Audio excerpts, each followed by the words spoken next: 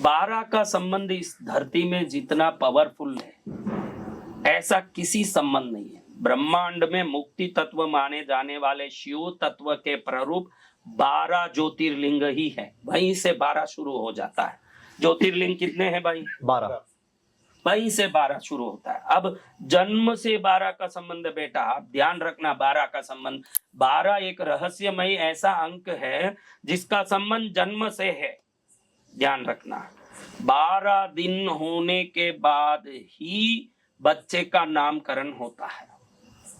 12 दिन होने के बाद ही मरने के बाद 13वीं होती है। 12 होना चाहिए। और कहते हैं कि कोई आत्मा मर जाती है तो 12 दिन तक अपने उस परिवार को छोड़ के नहीं जाते हुए उस घर की तरफ चारों तरफ चक्कर काटती रहती है। इसलिए 13वें दिन ही उनकी अंतिम विशेष क्रिया होती है, क्योंकि 13वें दिन उस आत्मा के मन से उस घर के प्रति जो अनुराग मोह था वो कम पड़ने लगता है। 12 दिन तक तो वो विलाप कर करके उस घर के अंदर ही घूमता है, चारों तरफ चक्कर मारता है, और 13वें दिन वो छुट्टी लेता है। 12 दिन के बाद नामकरण क्या है? जो बच्चा संसार में आ भी जाता है, 12 दिन तक आप उस बच्चे की चेष्टा देखना, वो गुमसुम पड़ा रहेगा, रोएगा, दूध के लिए शांत रहेगा, लेकिन 13वें दिन से उसमें आपके प्रति प्रेम और माँ बाप के प्रति एक मोह दिखेगा।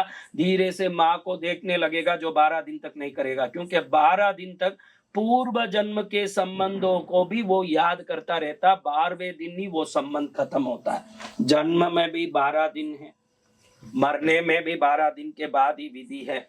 इधर तमिलनाडु में आप जाओगे तो कभी ऊटी गए हो कोई? ऊटी, तो ऊटी में देखोगे एक फूल खिलता है, विश्व प्रसिद्ध फूल है जिसका नाम है नील कुरिंजी। अधिकतर लोग ये जानते नहीं हैं, ये फूल सिर्फ 12 वर्ष में एक बार ही खिलता है। जब 12 वर्ष में एक बार खिलता है, पूरे ऊटी के पहाड़ी उससे लबालब भर जाती है, और इसको देखने लाखों पर्यटक ऊटी पहुंचते हैं। अभी नेक्स्ट नील कुरिंजी कब खिलेगा गूगल में देख के बताना बेटा को, काफी समय पहले खिला था। तो ये 12 वर्ष के बाद ही खिलता है। एक फूल खिलने के लिए भी प्रकृति ने 12 वर्ष का कोई नियम रखा है। अब देखो, तुम साधारणतया देखो, ये 12 का अंक छोड़ दो, एक कॉमन माइंड लेके चलो। रात में खिलने वाले जितने फूल है, देखो रात में कोई भी फूल खिलता है तो वो सफेद ही होगा, क्योंकि रात में खिलने वाले फूल चंद्र की ऊर्जा को लेके खिलते हैं। चंपा, चमेली, मोगरा, ये सब सफेद। और दिन में खिलने वाले जितने फूल हैं, दिन में खिलने वाले जितने फूल आप देख रहे हो, दिन में खिलने वाले फूल सूर्य की ऊर्जा लेके खिलते हैं, और सूर्य में विद्यार नाम की सप्त रंगी तरंगे होती है, तो सभी रंग बिरंगी फूल दिन में खिलते हैं, सभी सफेद फूल रात में खिलते हैं। प्रकृति कितनी व्यवस्थित नियम रखी हुई है। हाथी का गर्भ कितने महीने तक रहेगा, कुत्ते का गर्भ कितने महीने तक रहेगा। देखो, राम जी का 11,000 वर्ष तक राज्य पालन बताते हैं जी। उसके पहले जो महापुरुष थे उनका जीवन 40,000 50,000 वर्ष बताते हैं, और अभी हम 100 वर्ष 80 वर्ष में सिमट गए। बीच में बौद्ध का देखो तो 100 वर्ष बताते हैं, उसके थोड़ा पहले देखो पार्श्वनाथ का 250 वर्ष बताते हैं। ऐसे उम्र बताते, ऐसे बताते जाते हैं। पार्श्वनाथ का 100 वर्ष बताते हैं, महावीर का 72 बताते हैं, और किसी का 500 वर्ष बताते हैं। ऋषभ देव का देखो तो कई लाखों वर्ष बताते हैं।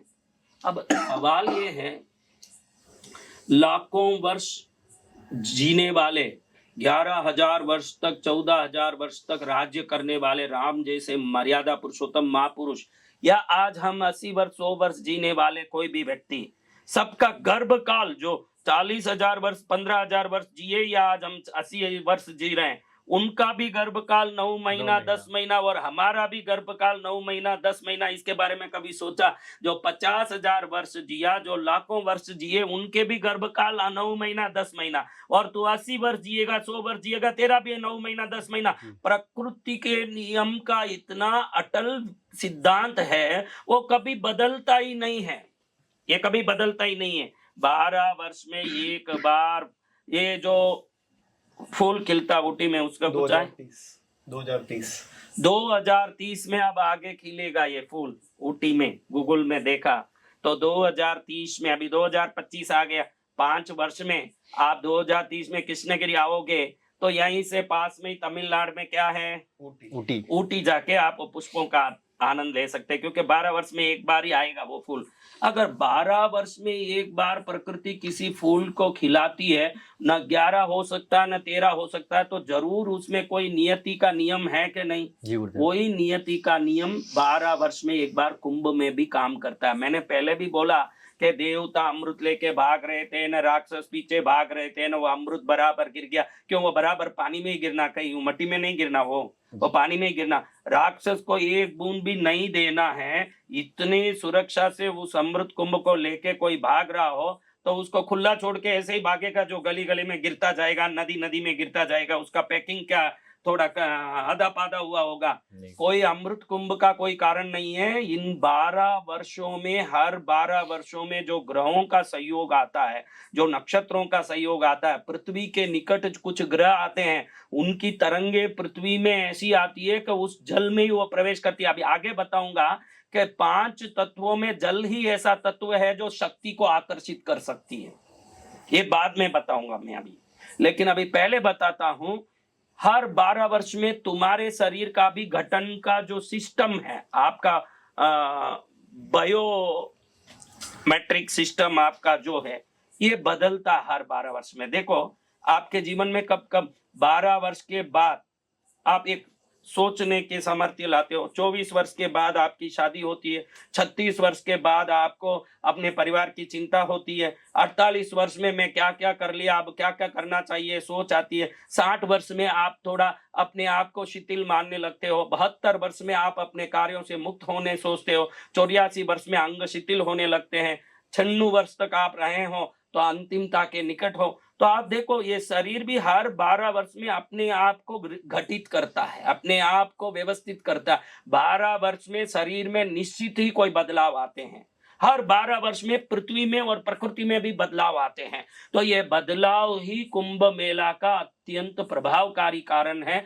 कोई देवता कुंभ कलश लेके भाग रहे हैं, राक्षस उनके पीछे भाग रहे। देवता 1 मिनट में अदृश्य हो जाए, क्यों भागे न पीछे कोई भागे। वो कोई भागना लेगने का कोई कारण नहीं है।